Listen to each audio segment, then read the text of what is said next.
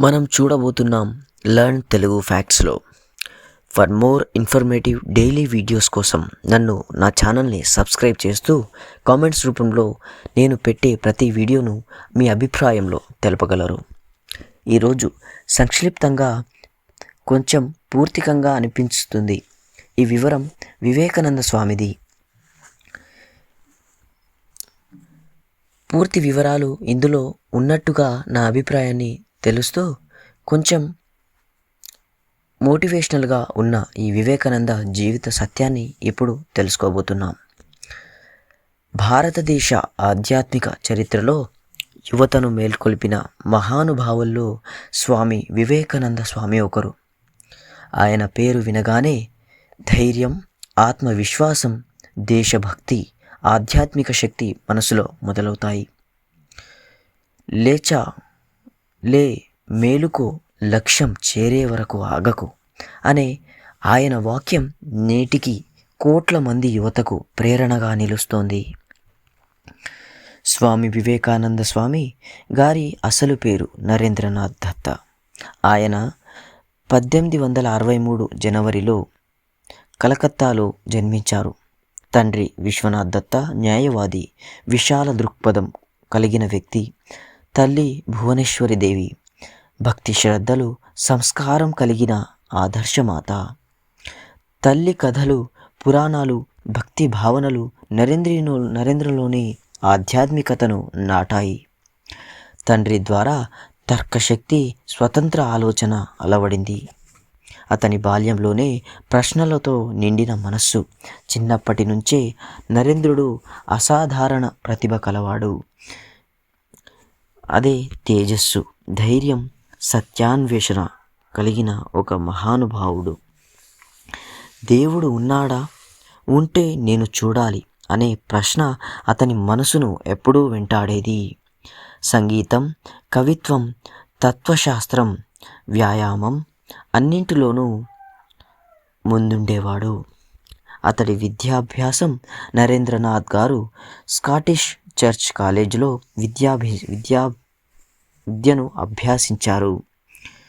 అక్కడ ఆయన పాశ్చాత్య తత్వశాస్త్రం, సైన్స్, సాహిత్యం, హిస్టరీలో అన్నింటినో లోతుగా అధ్యయనం చేశారు. కానీ చదువు ఎంత ఉన్నా దేవుడిని ప్రత్యక్షంగా చూసిన గురువు కావాలి అనే తపన తగ్గలేదు. నరేంద్ర జీవితాన్ని మలుపు తిప్పిన ఘట్టం రామకృష్ణ పరమహంస గారిని కలవడం. నరేంద్ర అడిగిన ప్రశ్న, స్వామి, మీరు దేవుడిని చూశారా? రామకృష్ణ పరమహంస గారి సమాధానం, అవును, నిన్ను చూస్తున్నట్లు దేవుడిని చూశాను. ఈ మాటలు నరేంద్రుని హృదయాన్ని కదిలించాయి. శిష్యుడిగా మారిన నరేంద్రుడు రామకృష్ణ పరమహంస గారి సన్నిధిలో నరేంద్రకు ఆధ్యాత్మిక అనుభూతి, బ్రహ్మజ్ఞానం, సేవాభావం పూర్తిగా వికసించాయి. గురువు సమాధి తర్వాత నరేంద్ర తన సహ శిష్యులతో కలిసి సన్యాసి జీవితంలో స్వీకరించాడు. స్వామి వివేకానందగా మారాడు. ఆయన దేశమంతా కాలినడకన తిరిగాడు. భారతదేశ దారిద్ర్యం, అజ్ఞానం చూసి హృదయం చీలించిపోయింది. అప్పుడు ఆయన తీసుకున్న నిర్ణయం ఆధ్యాత్మికతను సామాజిక సేవతో కాపాడాలి, అలాగే కలపాలి. 1893లో అమెరికాలోని చికాగోలో జరిగిన ప్రపంచ మత మహాసభలో స్వామి వివేకానంద పాల్గొన్నారు. ఆయన ప్రారంభం వాక్యం, సోదరులారా మరియు సోదరీమణులారా. అయితే ఒక భారతదేశ వక్తగా మాట్లాడబోయినప్పుడు అతని పేరు చివరిలో ఉంది. ఇది ఎవరికి తెలియనిది.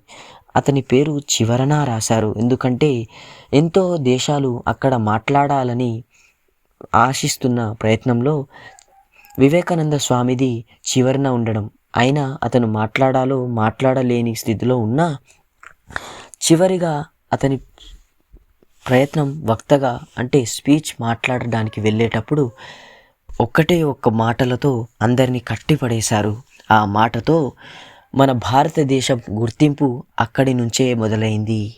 అతను అన్న మాటలు సోదరులారా మరియు సోదరిని మల్లారా అన్న చివరి మాటలతో, అంటే ప్రతి మాటలు మాట్లాడే వ్యక్తులు అలా ఎవరూ అనలేదు, కానీ వివేకానంద స్వామి ఆ మాటలతోనూ భారతదేశంలో గొప్ప గుర్తింపుగా పేరు పొందాడు.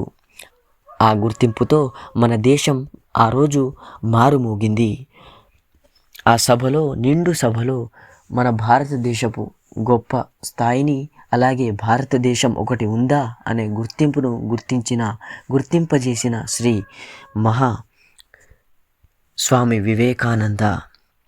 అక్కడ ఆయన చెప్పిన విషయాలు హిందూ ధర్మ విశాలత, సహనం, సర్వమత సమభావం, ఆధ్యాత్మిక స్వేచ్ఛ. ప్రపంచం మొత్తం భారతదేశాన్ని గౌరవంగా చూడటం మొదలైంది. రామకృష్ణ మిషన్ స్థాపన 1897లో స్థాపించారు. రామకృష్ణ మిషన్ స్థాపించారు. ఈ సంస్థ నేటికి ప్రపంచవ్యాప్తంగా సేవలు అందిస్తుంది. ఒక ఆలోచనను జీవిత లక్ష్యంగా చేసుకో. ఒక యువతకు ఆయన ఇచ్చిన సందేశం అమూల్యమైనది. తిరిగి ఆయన 1902 జూలై 4న స్వామి వివేకానంద 39 ఏళ్ల వయసులోనే మహాసమాధి చెందారు. చిన్న వయసులోనే భారతదేశానికి ప్రపంచ గౌరవాన్ని తెచ్చిన మహానుభావుడు అతడే స్వామి వివేకానంద. స్వామి వివేకానంద స్వామి జీవితం ఒక వ్యక్తి కాదు కదా, ఆయన కథ ఒక వ్యక్తి కథ కాదు, ఆయనది నేటి యువత. ఆయన మాటలను ఆచరణలో పెట్టగలిగితే భారతదేశ భవిష్యత్తు స్వర్ణమయం అవుతుంది. ఇంతటితో ముగిస్తున్నాను. దయచేసి ఓం శ్రీ స్వామినంద వివేకానంద స్వామి. ధన్యవాదములు.